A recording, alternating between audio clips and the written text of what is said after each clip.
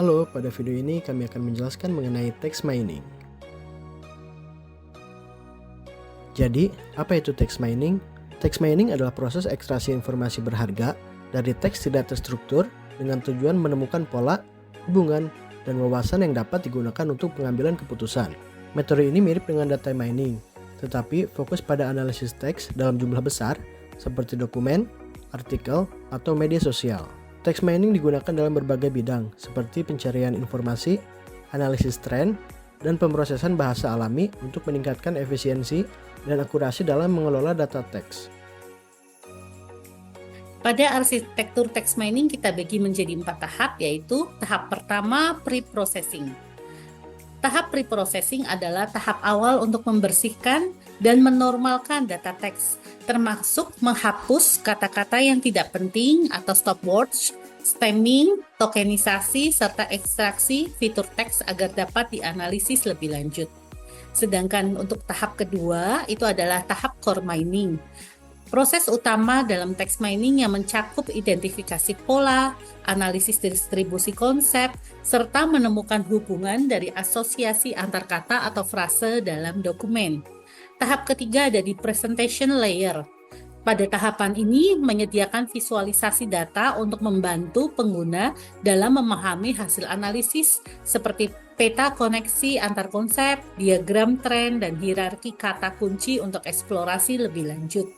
Tahap keempat adalah refinement, tahap penyempurnaan hasil yang melibatkan penyaringan data yang redundant, pengelompokan konsep serupa, serta pengoptimalan pola yang ditemukan untuk meningkatkan kualitas dari hasil analisa. Berikutnya adalah operasi utama dalam text mining. Operasi utama dalam text mining kita ada di distribusi konsep, menganalisis bagaimana suatu konsep atau kata kunci muncul dalam berbagai dokumen. Ini membantu mengidentifikasikan tren dan topik utama dalam kumpulan teks.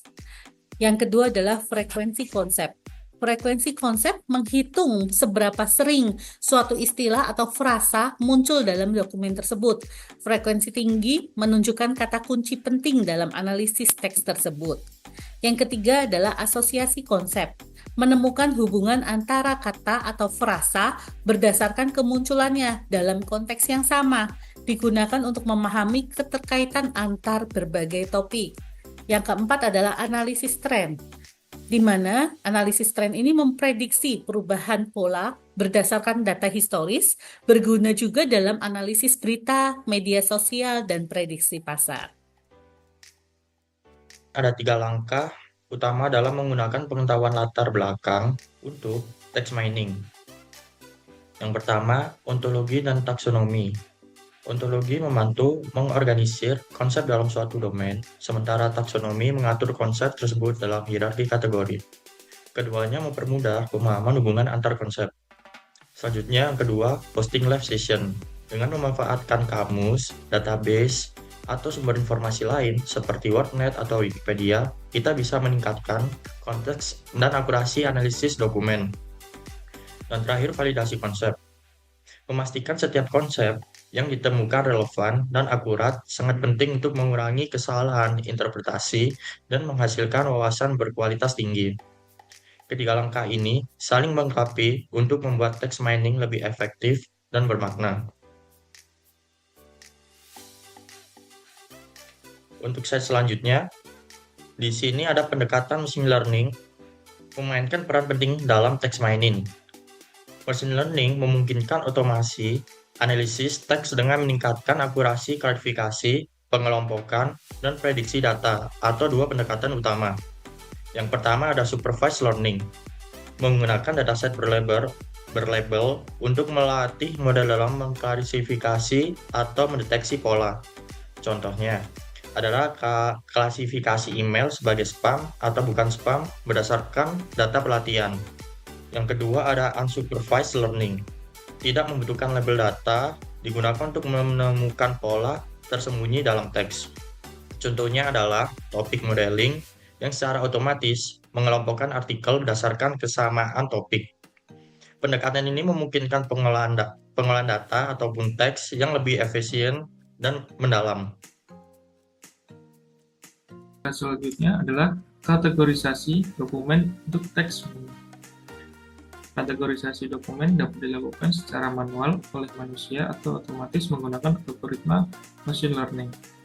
Proses ini membantu organisasi dokumen secara sistematis sehingga pencarian dan analisis informasi menjadi lebih efisien.